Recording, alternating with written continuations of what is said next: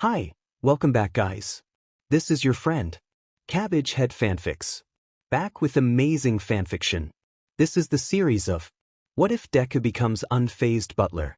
Now before starting, please give this video a like and subscribe to the channel if you want more videos like this. Now let's get into the fanfic. Momo POV. I'm in my third year of middle school and it's currently time for me to go home from school. I'm usually picked up by my family's personal car, but today I requested to walk home myself. My parents were hesitant at first, but they finally agreed when I pestered them non-stop. I am now walking at a quite narrow alley. I chose this way because it is apparently a shortcut to my house. I think that it's pretty silent and the streets are almost dark since it's already pretty late. I walked in the alleyway and I was aware that someone is following me from behind. I kept calm and just walked normally. I hear that person's footsteps slowly catching up to mine. I began to have cold sweats as I quickened my pace up a bit. I was scared to what this person might do to me. I took a deep breath and steeled myself. I turned back to confront the one that's following me, but when I turned around, I couldn't see that person anywhere. It turns out that person has already sneaked behind me. He was just about to stab me with a kitchen knife when a certain green-haired boy came between us and caught the knife with his bare hand. The knife went through his hand and blood came pouring out of it. I was shocked. This boy just saved my life. He secured the knife that's still embedded in his hand like it was nothing. The boy then punched the one that attacked me in the gut. That person fell on the ground while holding his stomach in pain. The boy then looked at me and asked me if I was okay. He was the one who had a knife stuck in his hand but still took the bother to ask if I'm okay. I panicked as he's bleeding pretty badly. I asked if he needs medical attention, but he just shook his head in denial and pulled out the knife himself. I was speechless by what he did.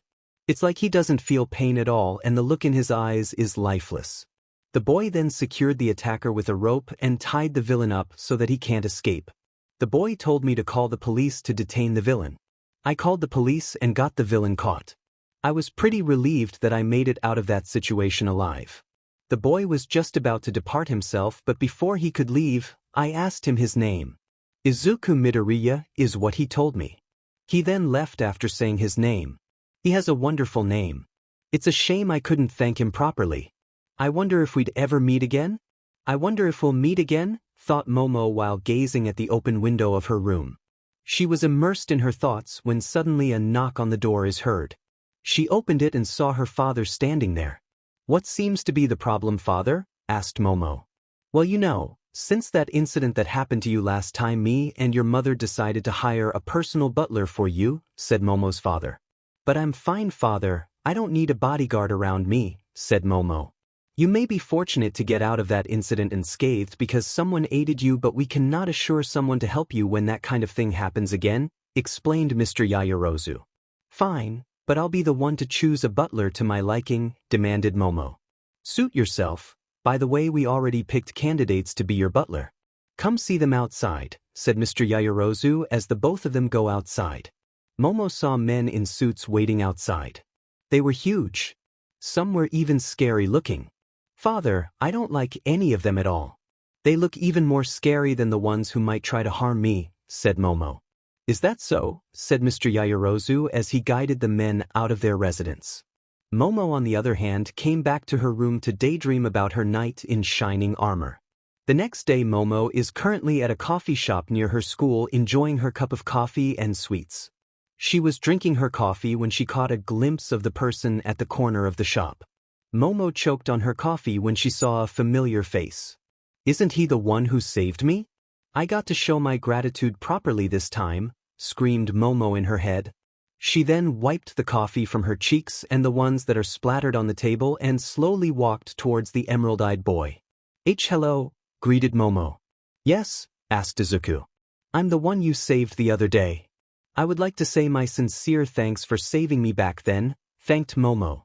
Oh, you're that girl. Don't mention it. If that's all, I'll go first, said Izuku as he started walking away. Said Momo as she grabbed Izuku's sleeves. Is your hand okay? It seems the wound you got from back then is quite serious, so I'm just wondering if you're okay, asked Momo as she held Izuku's gloved hand. Izuku then removed the glove from his hand, revealing a fine hand with no injury whatsoever. How can that be? That wound was just a few days ago. Is that supposed to be your quirks doing? Asked Momo perplexed. Yes, answered Izuku. Is that so? Then thank goodness you're not hurt, sighed Momo in relief. By the way, why are you wearing that? Asked Momo pointing at Izuku's outfit. I'm a freelance bodyguard. I'm buying a takeout drink from my employer, answered Izuku. Bodyguard? Exclaimed Momo. Yes. See, can you come to this address once you finish your contract with your current employer? Asked Momo as she handed Izuku a piece of paper with her house address on it. Well then, I'll be expecting you. I will going first, stuttered Momo as she began walking outside the shop. What a strange girl, thought Izuku as he put the piece of paper in his pocket and went to his employer. Inside a parked Ferrari. Here's your latte, Miss Weber, said Izuku as he handed it to his employer. Thank you, Izuku, and how many times do I have to tell you just call me Emma, said Izuku's employer as she received the drink. No can do, answered Izuku. You're still as deadpan as before, but that's what I like about you, said Emma as she kissed Izuku on the cheek. That's your reward for buying me coffee? Emma winked. I'd rather much appreciate it if you don't do that suddenly next time, said Izuku. You really don't know a woman's charms, do you? Most guys would do anything to be in your position right now, whispered Emma to Izuku's ear as she sat on top of him. Like I said, I'd appreciate it if you stopped doing this kind of stuff, replied Izuku. Momo heard a knock on her room and opened it.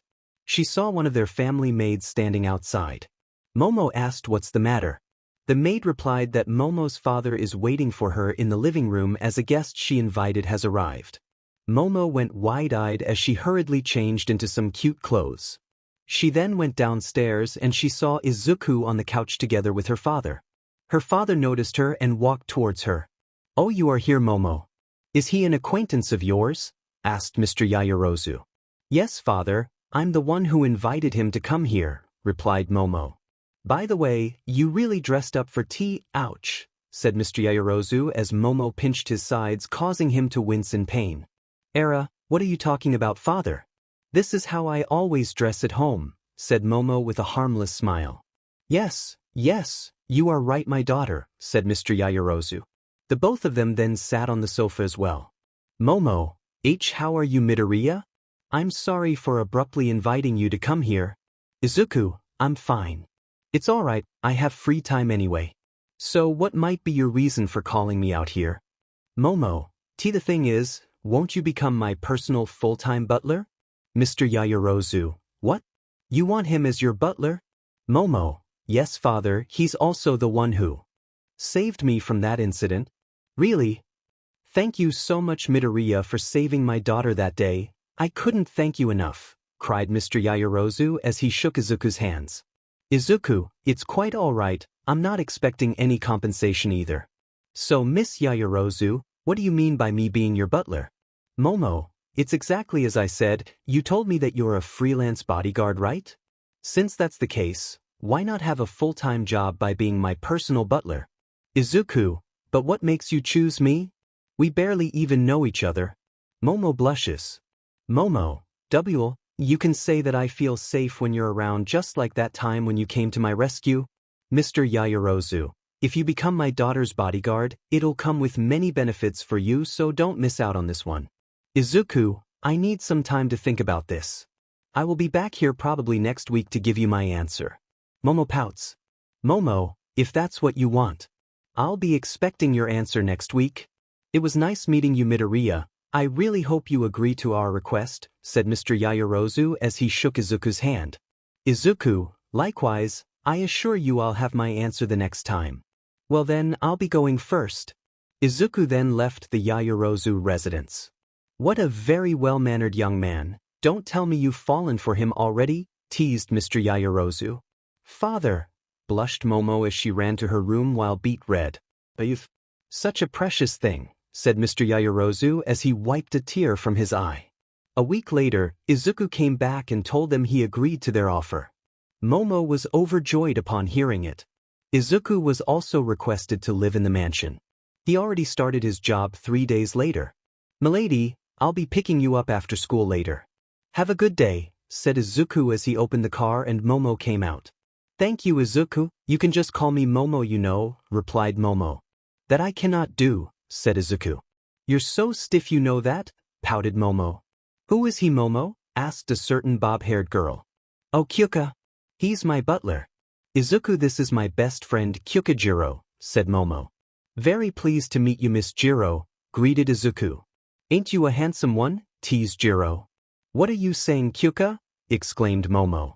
Why don't you take a look around to find out what I'm talking about, said Jiro. Who's that guy? He looks so cool. I know, right, he's so handsome. Momo looked around and saw many eyes around them, and most of them are girls. They're especially eyeing Izuku. This caused Momo to fume in jealousy. Okay, Izuku, you can go back now. Just come to pick me up this afternoon, said Momo as she tried to push Izuku inside the car, but Izuku won't even budge. I'll be going first. Have a wonderful day, milady, Miss Jiro, said Izuku as he drove off back to the mansion. You really scored big time on choosing your butler, said Jiro as she playfully elbowed Momo. I know, right, said Momo with a smug look on her face. Later that day, Momo got bombarded with the girls and asked her so many questions regarding Izuku. Her day couldn't be more hectic than this. Momo POV. Izuku has been my butler for about 2 months now. By that time, I have gotten to know my butler more. I found out that Izuku is somewhat a person with a lack of expression. He never shows any emotions at all. I also tried to tease Izuku by surprising him or giving him a scare, but all of those backfired on me. Every time I pull a prank on him, he would just pat my head. I felt like he regards me as a child just playing around. I will surely crack open that stony face of his and see what expressions he's going to make, but I think it's going to take a long, long time before that happens though. Time passed by and Momo graduated from middle school. She got a recommendation from her father to attend the most prestigious hero school in the country. Today is her first day in UA. As usual, Izuku introduced her to her new school. Enjoy your first day, milady, said Izuku. Hey, Mr. Butler, greeted Jiro as she ran to both of them. Good morning to you too, Ms. Jiro. Still as energetic as ever, I see, greeted Izuku. And you still have that indifferent face of yours? Well, you're cool, so it's fine, snickered Jiro. Let's go, Kyuka, we're gonna be late at the first day at this rate, said Momo as she grabbed Jiro's arms. We'll be going now, Izuku, said Momo as they rushed inside the school. Izuku just waved them goodbye as he drove the car back to the mansion. Momo got third place in the quirk apprehension test Aizawa gave them, with Bakugo second and Todoroki first. The whole class is having lunch at the school cafeteria right now. Hey Yamamoto, aren't you sad you can't see Mr. Butler for the whole day? Teased Jiro. WW, what are you spouting? Stuttered Momo. Don't deny it, it's written all over your face. Why are you fixated on him in the first place? Well, I mean, he's pretty handsome, but what got you to him? Grinned Jiro. He sure is a mystery and I can't comprehend what he's thinking at all, but I think that's also the reason that draws me to him, blushed Momo as she cupped her beet-red cheeks with her slender fingers. Talk about a maiden in love, whispered Jiro. Hey girls, what are you talking about? Asked Mina together with the rest of the girls. Oh hey, come join us if you like, said Jiro. So what turned Momo like that? Asked Ochako, pointing at the daydreaming Momo. Just some love talk, replied Jiro. Love talk? I love it, exclaimed Mina. Then the girls talked about love and crushes throughout lunchtime. So Momo, you have a butler? Asked Hagakure. Well, kinda, answered Momo. How lucky, I want a butler too, Karo, said Tsuyu. Hey, how about we meet him? Suggested Mina. That's a good idea, agreed Ochako. Mr. Butler should probably fetch Yamamoto after school, so why don't we all wait at the front gate? Said Jiro. Momo didn't have the chance to talk at all. After school, the girls went to the school's front gate to meet Momo's butler. When they arrived, they saw a man in a butler's suit standing beside a car. Ochako, is he your butler, Momo? Momo, why? Mina, he sure is a looker, don't you think, girls? Hagakure, he sure is. Tsuyu, you really caught yourself a big one, Momo. I'm so jealous. Momo, what are you girls saying? Izuku and I aren't like that. Mina, so that means he's free, can I take him instead? Momo, no. Are they your friends, milady? Asked Izuku as he walked towards them. Oh. Being called milady sure is nice, said Ochako. Why yes, replied Momo. How are you girls? Thank you for taking care of her in school, said Izuku. He's handsome and well-mannered too. Husbando points, said Mina. They chatted for a bit. After a few minutes, they agreed to head home since it's already getting dark out. Momo offered Kyuka a ride home and Jiro happily accepted. After Izuku took Jiro to her house, he then finally went back to the Yaoyorou residence. Momo then came to her room as Izuku is doing his usual chores. After a while, Momo took a quick shower. She called her mother to bring her a spare shampoo bottle since the one she has is already empty. Mrs. Yaoyorou then brought the shampoo, but an urgent call came. She requested Izuku to be the one to bring Momo the shampoo and Izuku accepted. "Milady, the shampoo you need is right here," said Izuku as he knocked at the door. "Aye, Izuku." "Hi, are you the one who brought it?" stuttered Momo. "Mdim asked me to since she has to answer an urgent call," replied Izuku. "Aye, is that so? See, can you bring it to me here in the bathroom?" asked Momo flustered. "Most certainly," said Izuku as he put the shampoo outside the bathroom door. "Do you still need anything, milady?" Momo, "No, thank you, Izuku. If that is all, I'll take my leave," said Izuku as he left Momo's room. Momo sighed, no reaction at all. "Does he not see me as a girl?" thought Momo, quite disappointed that Izuku didn't even get flustered upon entering a maiden's room. Momo concluded that she needs a lot of girl power to win her inscrutable butler. She wouldn't deny it in her heart any longer. Initially she only wanted to make Izuku a bit expressive, but now she had already fallen for Izuku and she'll do her utmost best to make him hers. "We'll be going to USJ today. We're going to do rescue training with our quirks there," said Momo. "Do you want me to take you there, milady?" asked Izuku as he drove the car to the school. "No need, we're taking a bus to get there, so there's no need for you to go out of your way," replied Momo. "Have a good day, milady. Just contact me whenever there's a problem," said Izuku. "Will do," smiled Momo. With that, Momo left together with her classmates and went to the USJ. Izuku, on the other hand, drove the car back to the Yaoyorou residence. In the USJ, when the students arrived, many were amazed by how big the place was. "Oh, it's huge," exclaimed Kirishima. "This is such an amazing sight," said Mina. A certain pro hero then came walking towards them. "It's 13, exclaimed Ochako. The girls were fangirling over the pro hero while the guys were busy admiring the place. "Aizawa, where's All Might?" whispered 13. "His time is already up, so he can't go," answered Aizawa.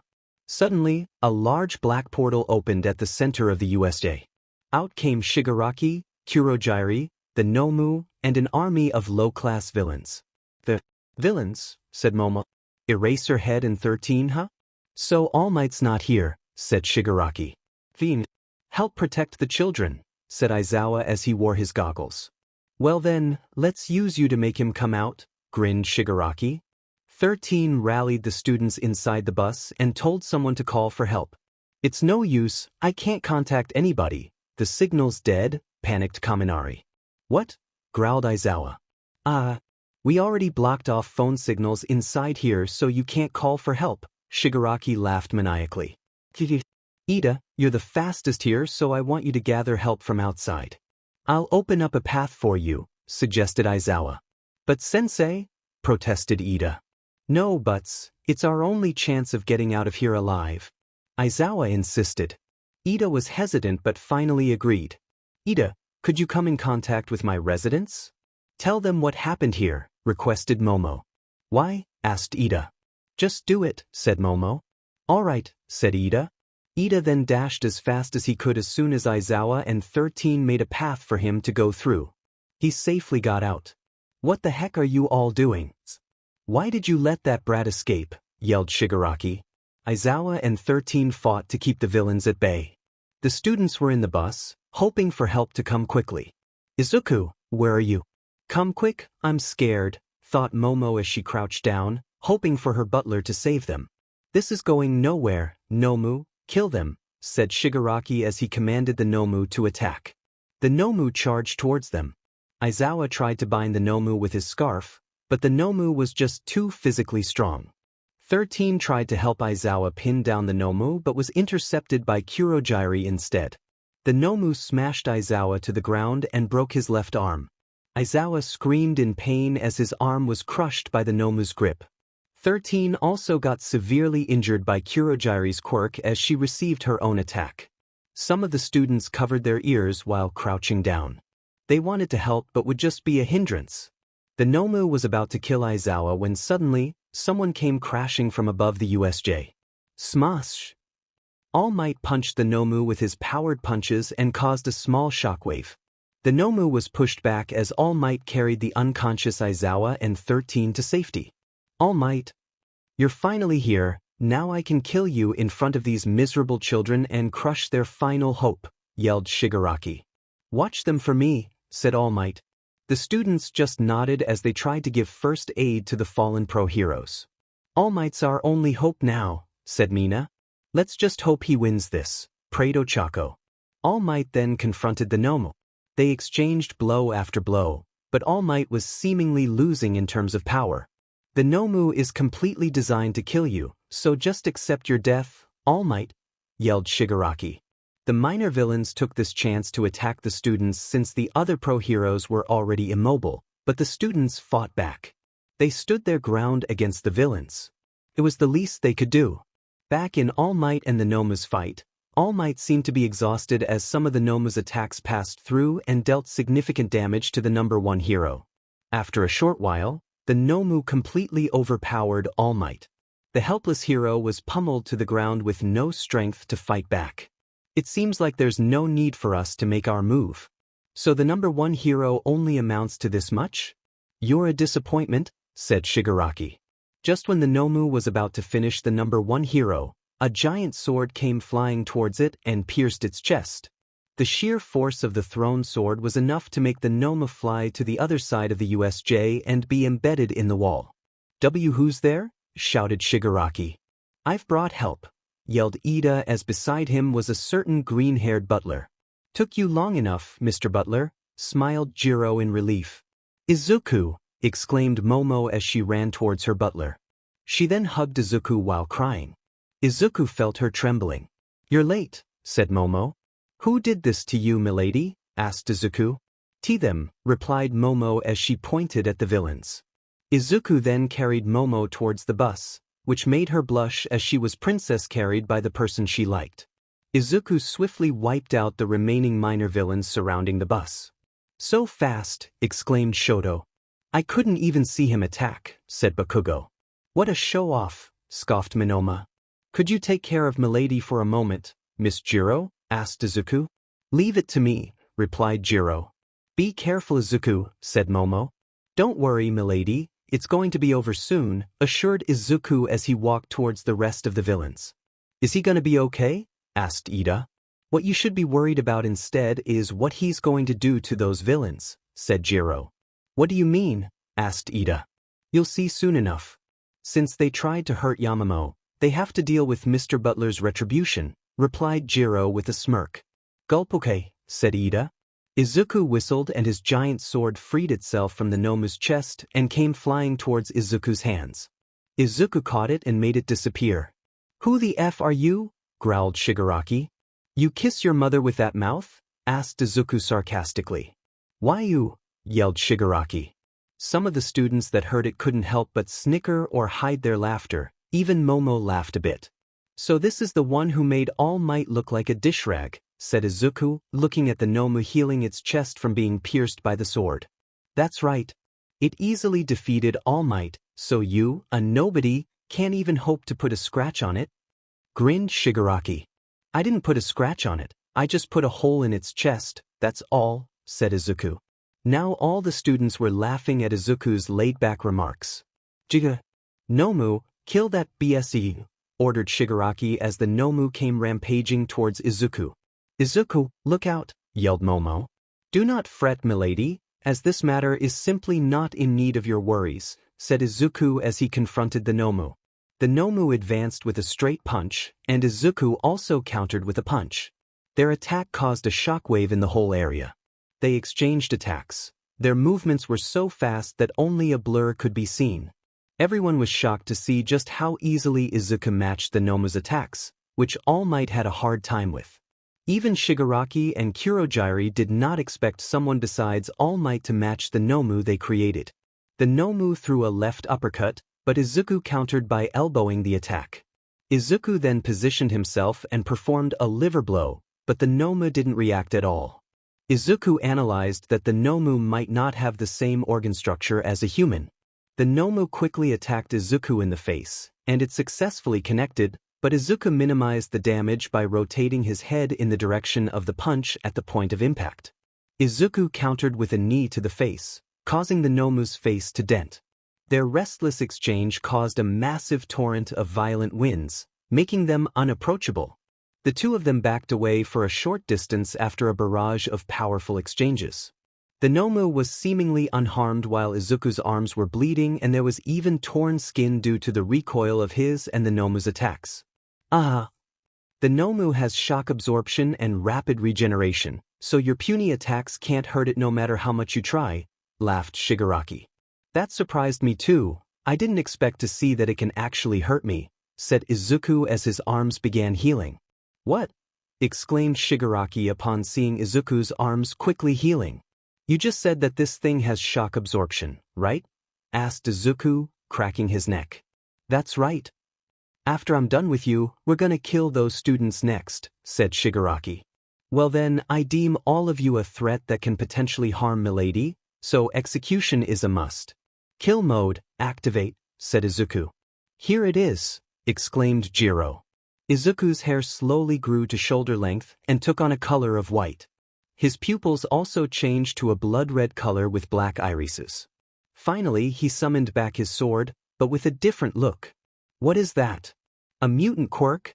Exclaimed Monoma. That is so badass, added Kirishima. Oh, you've seen nothing yet? Yamamo's butler hasn't shown you anything yet, said Jiro with a smug look on her face. Stop it, Kyuka, said Momo, blushing. Izuku could be seen holding his sword in an assault stance. Target locked, initiating instant kill, said Izuku while looking at the Nomu. Izuku suddenly vanished from his spot, and in the blink of an eye, the Nomu's head came rolling to the ground. Kurogyari immediately made a portal to let him and Shigaraki escape. He's cheating. He's definitely cheating, yelled Shigaraki as he went inside the portal. Kurogyari was about to close the portal after they went in, but Izuku pulled them out and smashed them on the ground. Just what the hell are you? Stuttered Shigaraki. Izuku didn't like the constant shouting Shigaraki made. Izuku swung the side of his sword at Shigaraki's face, making the hand villain fly into one of USJ's infrastructures and lose consciousness. We didn't put into consideration that we would meet someone like you today. It was truly out of our expecta, said Kurogyari as Izuku slashed him in two. 2 eliminated, 1 more to go, said Izuku as he walked toward Shigaraki. Eliminating target, said Izuku as he held his sword to kill Shigaraki. Momo then freed herself from Jiro's grasp and ran towards Izuku. Momo, come back, it's dangerous, yelled Jiro. Izuku was about to kill Shigaraki, but Momo embraced him from behind. Izuku, please, stop it, begged Momo as tears ran down her cheeks. Is that what you longing, milady? Asked Izuku. Yes, answered Momo. Izuku then deactivated his kill mode as his hair and eyes returned to normal and his giant sword disappeared. And thus, the villain attack that happened in USJ was put to an end by a single person. Izuku's involvement in the USJ incident was not made public at his request to avoid further conflict. It was then decided that All Might was the one who defeated the villains. It would cause an uproar and uprising of hidden villains once it was found out that the symbol of peace had fallen in battle. Nizu also renovated the school and built dorms for the students to live in to avoid something like the USJ incident from happening again. Momo, on the other hand, requested not to live in the dorms since she had Izuku as her protector, but the school refused. Momo was very sad that she could not spend time with Izuku anymore like in the past. When the dorms were finished, the students began occupying them and decorating their rooms the way they liked. Momo was dispirited when she moved to her new dorm. It was just not the same without Izuku by her side. Then the day of classes began. The students of Class 1A were now in their classroom waiting for homeroom to start. The door opened and revealed Aizawa covered in bandages due to the injury he received. Okay class, quiet down now, I have an announcement to make, said Aizawa. The students quieted down. As you all know, the attack on USJ has already spread around like wildfire, so to minimize the citizens' worries, we will have this year's sports festival by next week, followed Aizawa. This early, exclaimed Mina. Yeah, some of us still haven't recovered from what happened before, added Kaminari. We decided to do it to show the masses that Udare is not easily shaken by things such as this. You students have to stay strong for the people, said Aizawa. Sensei is right, we can't be weak now. We're aspiring heroes, remember, said Momo. The class took to heart Aizawa and Momo's statements and seemed to understand the main point of the sports festival. As expected of the class president, praised Jiro. As your class president, I need to stand firm and lead the class, answered Momo. I have one more announcement, said Aizawa. What is it, sensei? Asked Ito while doing hand chops. Today we have a newly appointed teacher that will be joining the faculty, and that person will be my co-homeroom teacher, answered Aizawa. Soon after he said that, the new teacher came inside and stood at the front of the class. The students went wide-eyed as they clearly knew who that person was. Izuku, exclaimed Momo. That would be sensei in school, milady, said Izuku. Everyone was surprised when Izuku showed up as one of their homeroom teachers. Momo's parents requested Izuku to watch over Momo in school since there's such worrywarts causing Izuku to come in as a teacher as a guise. Flashback a day earlier. In the principal's office. Long time no see, Izuku greeted Nizu. Yes, it has been, Nizu, replied Izuku. So what made you come here? Surely it's not only so that we could have this small talk, asked Nizu. I want you to appoint me in Momo Yaoyorou's class as a teacher, said Izuku. The both of them talked about it for a while and Nizu agreed since he owed some debt. Now that it's settled, how about you go greet some of your colleagues in the staff room, said Nizu, guiding the. When they arrived, Nizu introduced Izuku to the teachers that were present. The one who eyed Izuku the most was none other than Midnight, the R-rated hero. Nizu then left for the teachers to greet each other. Hey, a new guy. I'm Present Mike, 30 years young, and this is Midnight, Eraserhead, Cementos, and Ectoplasm, greeted the speaker hero. The rest of the mentioned heroes waved or just nodded as a greeting. Nice to meet you too. I'm Izuku Midoriya and I'm 25 years old, greeted Izuku. 25? You sure do look like you're younger, I'm envious. I have to go first since I still have things to do, said Present Mike as he began to do his work. Hello, Izuku, greeted Midnight. Good morning to you too, Miss Midnight, said Izuku. You sure are stiff. By the way, do you have a girlfriend? What's your favorite food? Why is your skin so pale? Do you like older girls? How tall are you? You're so handsome, you know that? Asked Midnight as she bombarded Izuku with questions. Izuku thought, this woman sure is annoying. Your dialogues are misplaced, you know that? Said Midnight. Is that so? Maybe it's the author's mistakes, replied Izuku.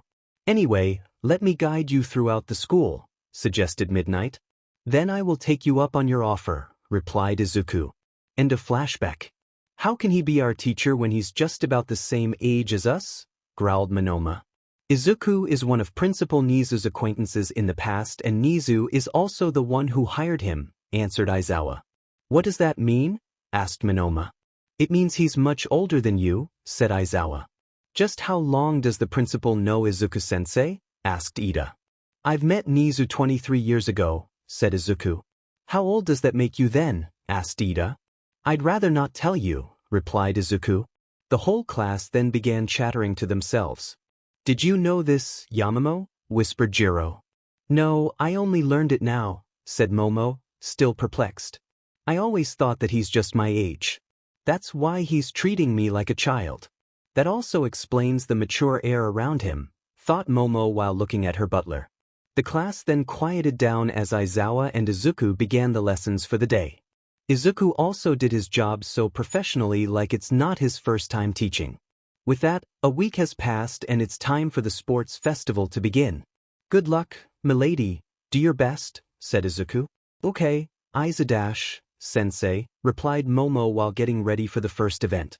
Just call me however you like for today, as I am your butler for the day and not your teacher, said Izuku. Said Momo with a smile. The first event was the obstacle race. Momo came in 4th place. In the cavalry battle, her team came in 2nd. After the 2 events, it was now time for lunchtime. Izuku had already set up the picnic blanket and set out Momo's lunch. Momo came to eat her lunch with Izuku pouring her some tea, unbeknownst to her that so many girls were watching her with envy. Kyuka also joined Momo in eating her lunch as Izuku served her some tea. While Momo was eating her lunch, she started a conversation with her butler since Jiro had already finished eating and left. Izuku? Called Momo. What is it, milady? Asked Izuku. Why did you agree to be my butler? But you don't have to answer if you don't want to, asked Momo. I don't know myself, maybe I just felt like it, said Izuku. Is that so? Said Momo, quite upset with Izuku's answer. She thought Izuku had a deeper reason to be her butler.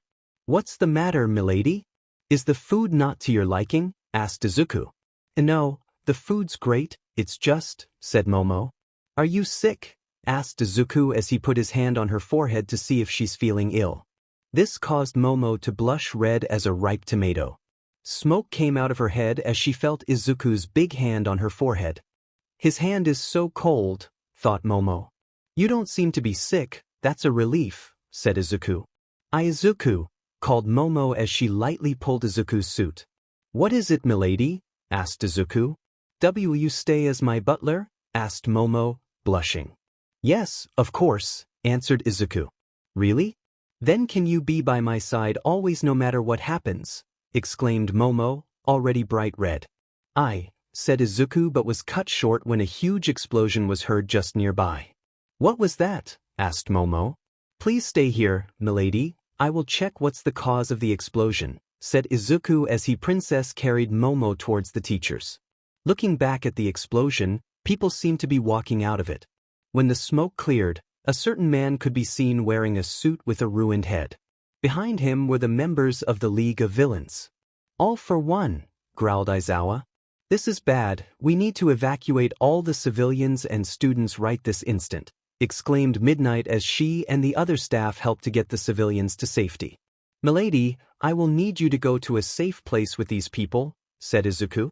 What about you? Exclaimed Momo, tugging Izuku's suit.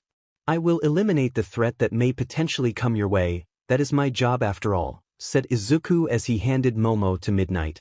No. It's too dangerous, yelled Momo. Momo struggled for a bit but Midnight put her to sleep with her quirk to calm her down. Please take care of milady, Izuku asked Midnight.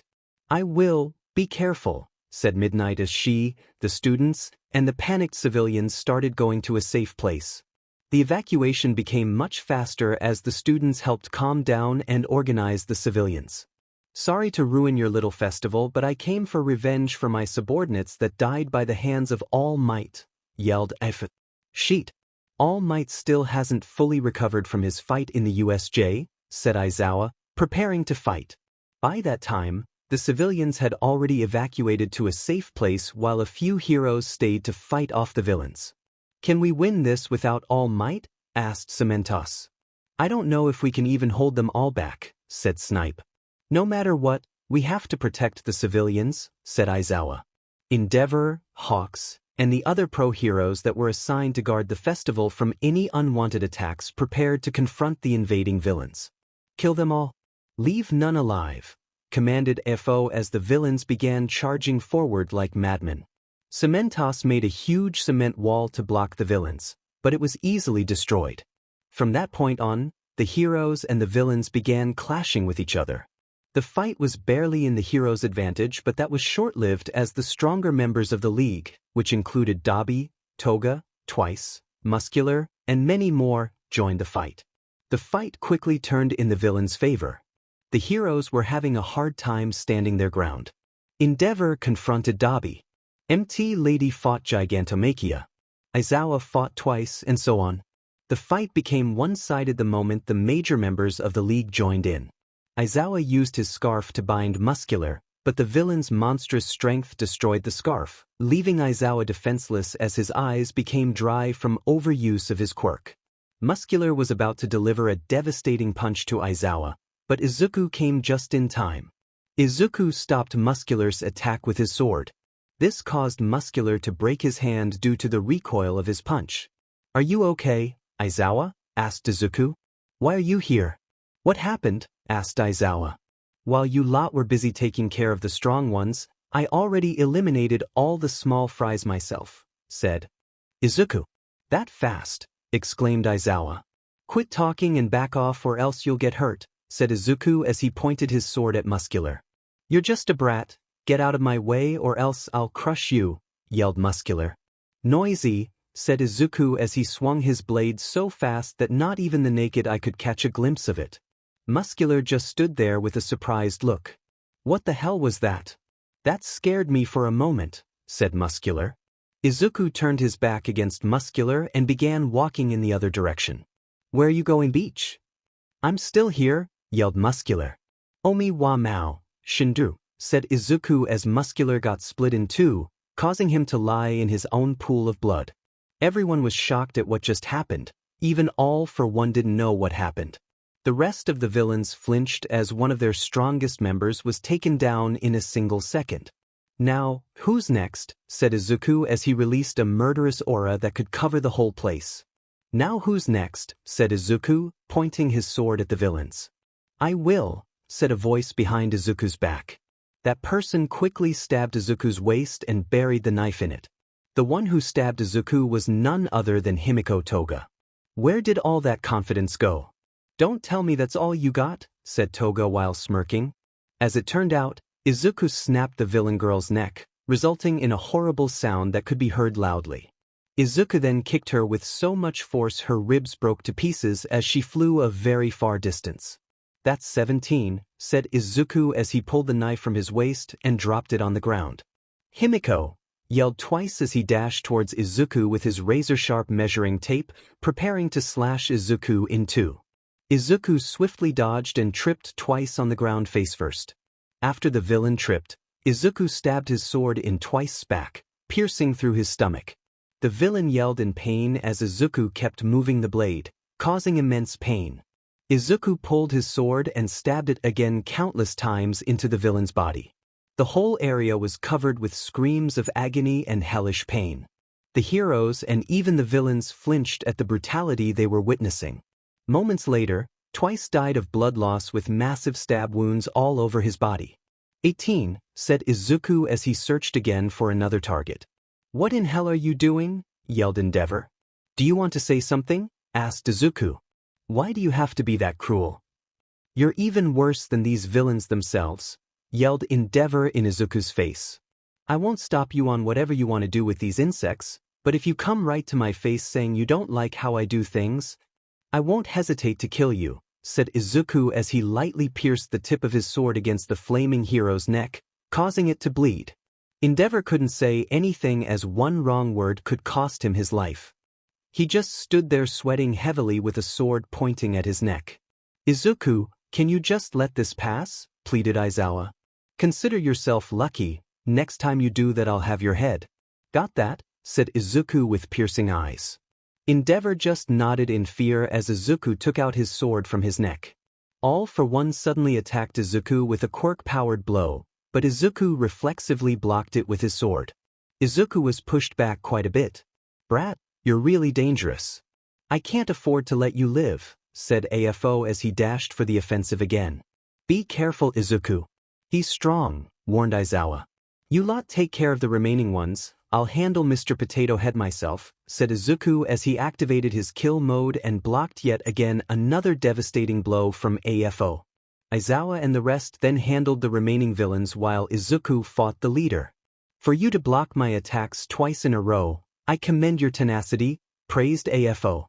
"I don't give a SHT about your commendation," said Izuku as his appearance slowly changed again due to kill mode being activated. "Well then, here I come," yelled FO as he threw a punch much stronger than before. Izuku tried to block the blow again with his sword, but his giant sword shattered to pieces as the punch went through. AFO's attack connected, and Izuku's left side got blown to pieces. Izuku crashed into a nearby structure due to the force of the attack he just took. I really thought you could entertain me more, but it seems you only amount to this much. What a disappointment, said Ifo as he wiped his bloodied hand. In the evacuation area, Momo seemed to have regained consciousness. Izuku, exclaimed Momo as she tried to get up. It seems you're awake, Yaoyorou, said Midnight. Where are we? Where's Izuku? Exclaimed Momo as she gripped Midnight's shoulders. We're in an evacuation area due to the villain's invasion in the sports festival. As for your butler, he stayed to confront the enemies, said Midnight, trying to calm Momo down. But it's too dangerous there. What if something bad happens to him? Cried Momo. Your butler is strong. Besides, there are also a lot of pro heroes there, so he should be just fine, said Midnight. I really do hope so, said Momo. Please be safe, Izuku, prayed Momo in her mind as she started to tear up. I really expected much more from you, but from what I can see, you're a disappointment, said Afo as he turned his back from Izuku. Just when he was about to leave, rustling sounds were heard from Izuku's spot. When Afo took a look, he saw Izuku standing up with the other half of his body regenerating rapidly. Izuku clapped his hands and the rest of the heroes and villains present lost consciousness and laid on the ground. I apologize, it seems that I underestimated you too much, said Izuku as his body was almost healed. Impossible. Just what kind of monster are you? Yelled Afo. There are many things in this world you're better off not knowing, said Izuku as he snapped his fingers. Soon after Izuku had snapped his fingers, Afo's left arm exploded. Afo screamed in pain as his whole left arm got obliterated. Izuku snapped his fingers again, and this time, it's Afo's left foot that exploded. This caused Afo to crash on the ground.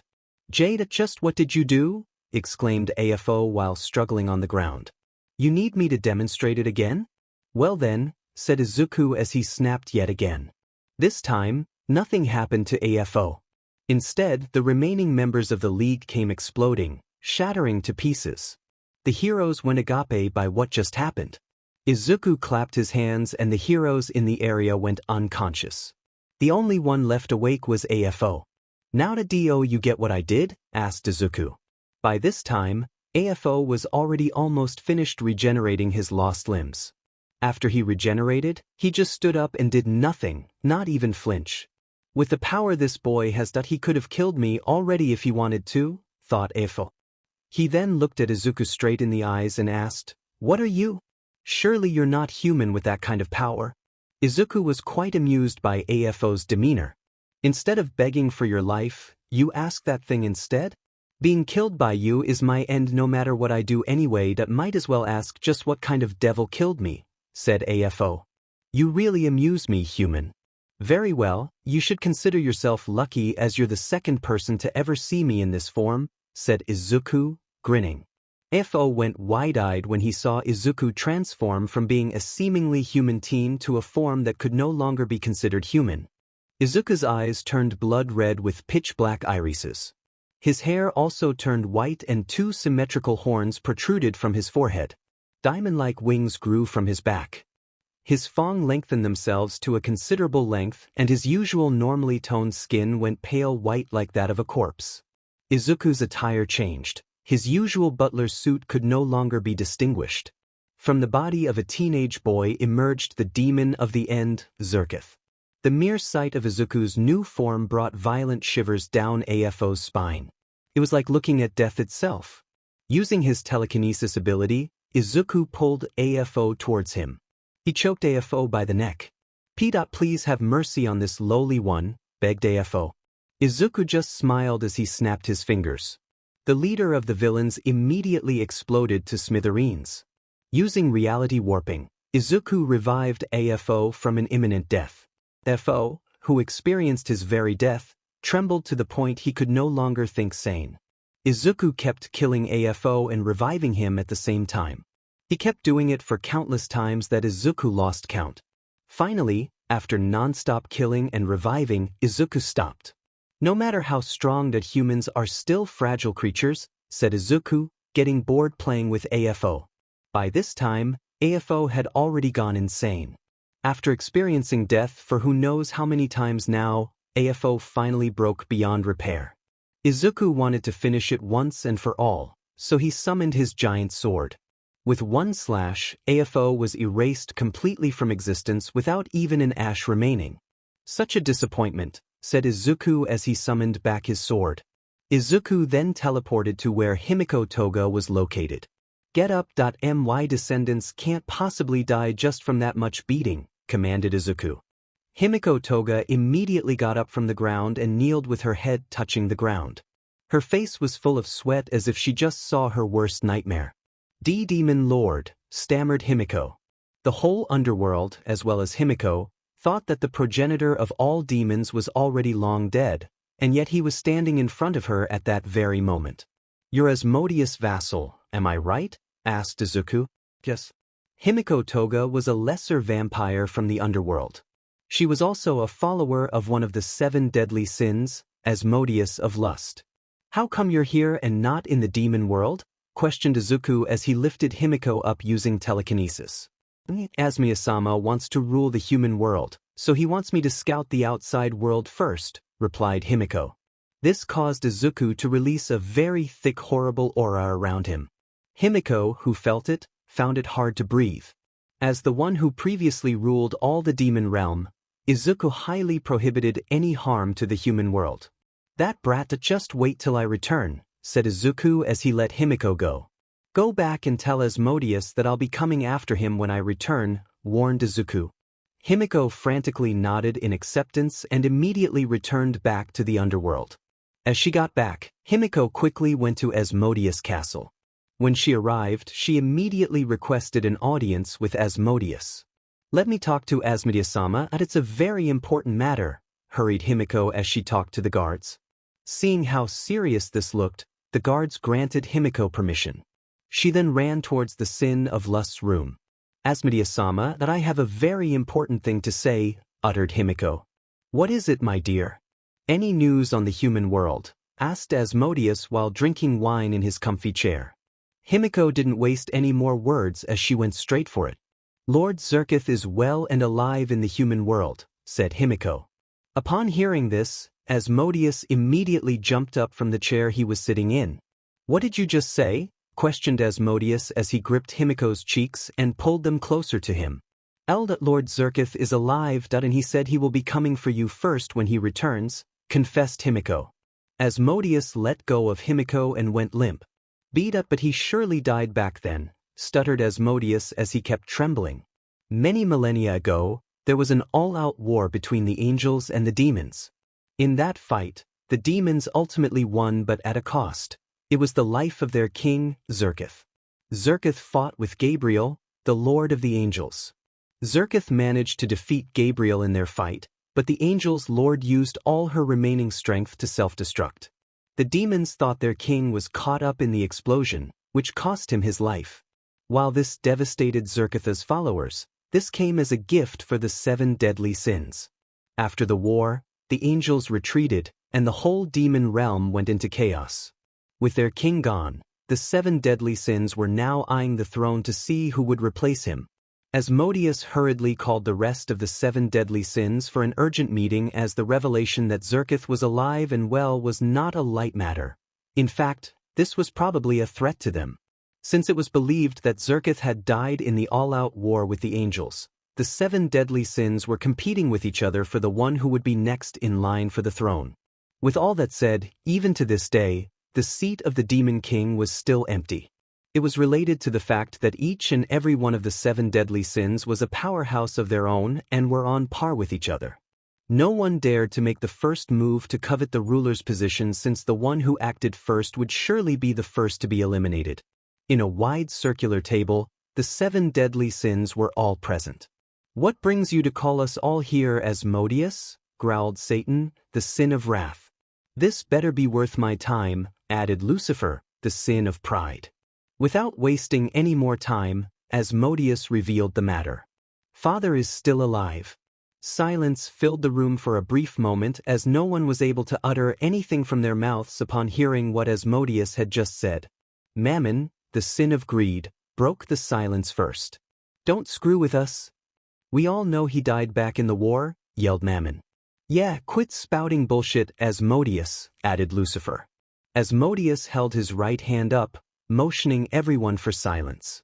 I know it's hard to believe, but he is indeed alive. I felt a residue of his power from one of my vassals, said Asmodeus as Himiko stepped up. Explain it to them, voiced out Asmodeus. Yes, Asmodeus-sama, replied Toga. With that, Himiko began explaining how she met and encountered Izuku in the human world. The 7 who were listening were dumbfounded to find out about this news.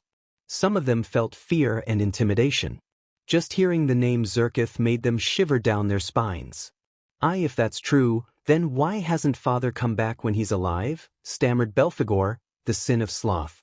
I don't know, but the fact that he didn't die back then means he'll eventually come back here, replied Asmodeus, shaking his hand, remembering what Himiko had told him. When Zerkith-sama comes back, he told me he'll be coming for you first, Asmodeus-sama. When everyone seemed to display uneasiness on their faces, one Sin could be seen with a smile on her face. I know you didn't die, my dear father. Oh, how I missed you, thought Beelzebub, the sin of gluttony.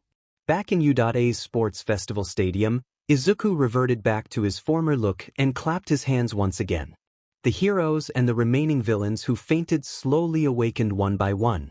What happened? Muttered Aizawa, pressing on his aching head. The rest were also confused by what happened to them.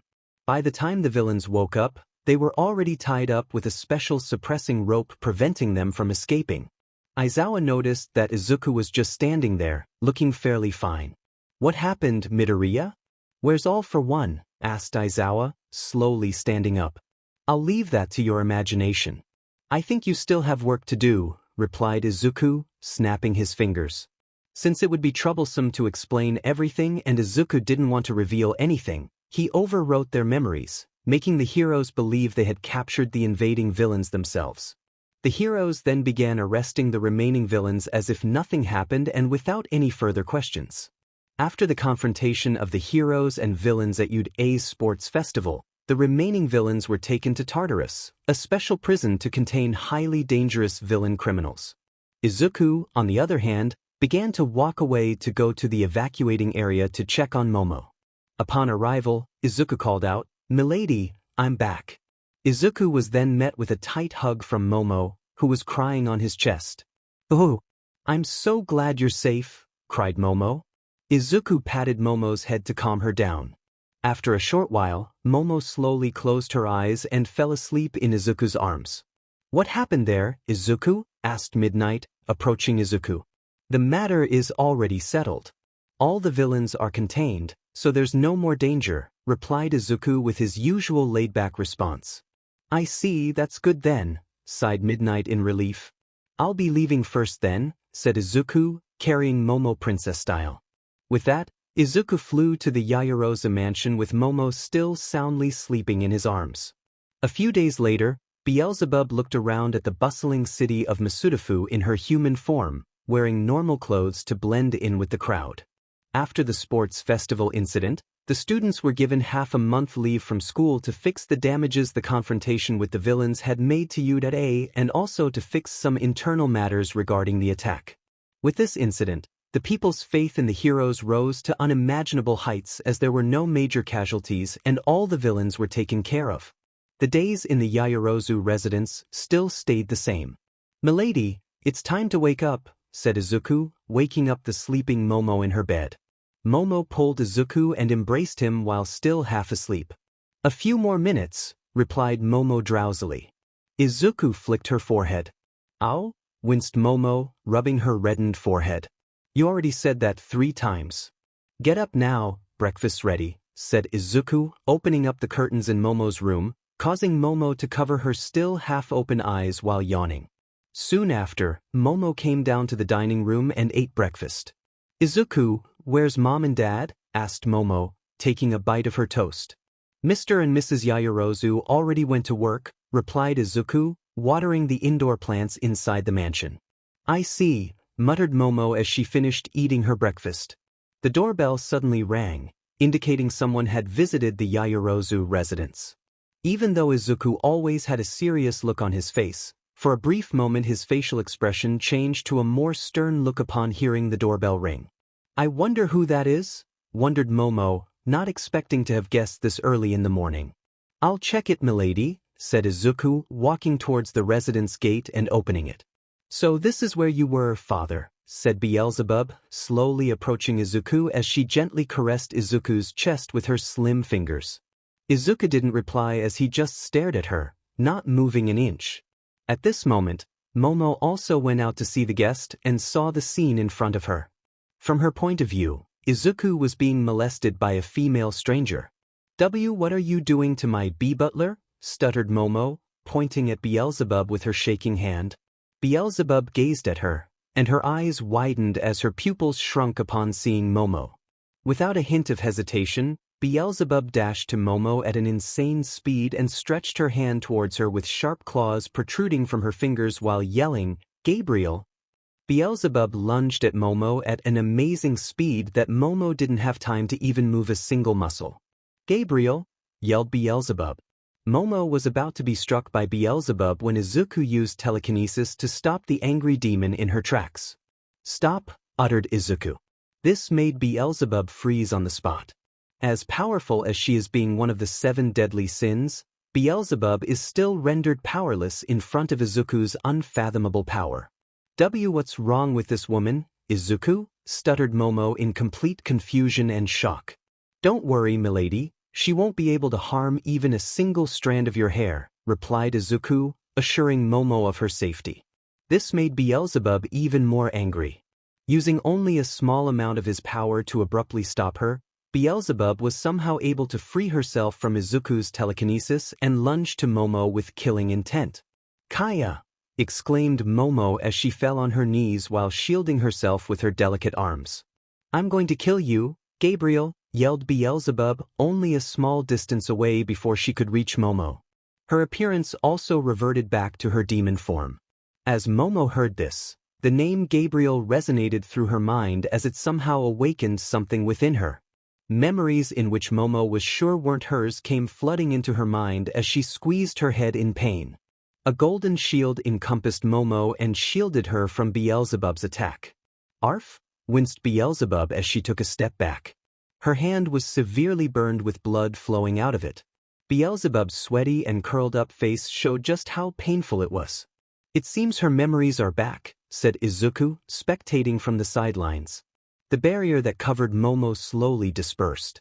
Although not much, Izuku's pupils slightly contracted as he saw Momo. Momo can be seen floating above the ground with white lights covering her whole body. There are also visible large white wings on her back, 2 wings on each side. Her usual onyx eyes and hair also turned golden yellow. "So you've finally shown yourself, you angel?" cussed Beelzebub. Momo turned to gaze at her. Her emotionless eyes locked onto Beelzebub. "Begone," uttered Momo, stretching her right hand towards Beelzebub, spreading her fingers. A ball of light formed within Momo's hand as she fired it towards Beelzebub. "Not good," thought Beelzebub as she summoned a giant monster's head that swallowed Momo's attack. Huff huff huff. Beelzebub's breathing went heavy as her face sweated profusely upon taking that attack head-on. "Is that all you can do?" provoked Beelzebub as she flew the bird at Momo. "Presumptuous," said Momo as she fired another one. "Oh come on," grouched Beelzebub as she once again summoned a giant monster's head to stop Momo's attack. Once again, Momo's attack seemed to be getting swallowed by Beelzebub's summon, but that was only for a short while. Not being able to stop the attack anymore, Momo's charge passed through Beelzebub's summon, destroying it in the process. Getting her summon destroyed was the least of her worries as Momo's attack was now only a small distance away from obliterating Beelzebub. "He," thought Beelzebub as she closed her eyes, waiting for a painful hit. "Sigh," sighed Izuku as he teleported in front of Beelzebub. "Father," stammered Beelzebub. "You're still as unruly as before, brat," said Izuku easily flicking Momo's attack up into the sky, which cleared up the clouds around it. Izuku then snapped his fingers, and Momo turned back to her normal state. Momo lost consciousness as she fell from where she was floating. Izuku dashed towards her and caught Momo in time. "Sleep for now," said Izuku, clearing the hair that was covering Momo's face with his fingers. Izuku took the unconscious Momo inside the mansion and laid her into her bed to rest for a while. While doing all that, Izuku also urged Beelzebub to come inside to talk things out. Since Beelzebub is what you would call a filial child, she obediently followed Izuku's words without any further questions. "What are you doing here, father? You disappeared for thousands of years and didn't come back," asked Beelzebub, sitting on the couch in the living room. Izuku flicked Beelzebub's forehead with quite a force that made her forehead red. "Ouch!" exclaimed Beelzebub, rubbing her reddened forehead. "I had no reason to come back any longer," replied Izuku. "How can you say that? When you were thought to be dead, the demon world got engulfed in chaos as there was no one to unify them. In the end, the demon world got split into 7 different territories ruled by us, the 7 deadly sins," remarked Beelzebub in a noticeably sad voice. "Don't worry, I'll sort this mess sooner or later," responded Izuku. "Then why didn't you do it back then? Why did you have to wait thousands of years to come back?" exclaimed Beelzebub. "I didn't plan to go back previously, but when I heard Asmodeus was planning to invade the human world from one of his vassals, I couldn't stand idly anymore," answered Izuku. "Is it because of her?" asked Beelzebub, with tears slowly forming in her eyes. "Yes." Beelzebub gritted her teeth with tears flowing from her purple eyes. "Traitor." She then transported herself back to the demon world. Back at the end of the all-out war between the angels and the demons, Gabriel died sacrificing her life in confronting Zerketh to put an end to this never-ending conflict. Although she risked her life by using all her power to self-destruct, Gabriel's power was nowhere near enough to end the life of the progenitor of all demons. As Momo slept on her comfy bed, her body twitched slightly with sweat slowly building up from the sides of her forehead. She then began dreaming. "All of this will end here right now," yelled Gabriel, with all the forces of the angels behind her.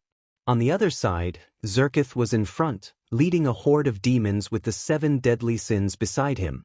Thus, the Great War began. The angels and the demons clashed with each other at full force and slaughtered each other without mercy. Gabriel confronted Zerketh head-on as they also began fighting each other. With a holy sword in her hands, Gabriel slashed her way towards Zerketh.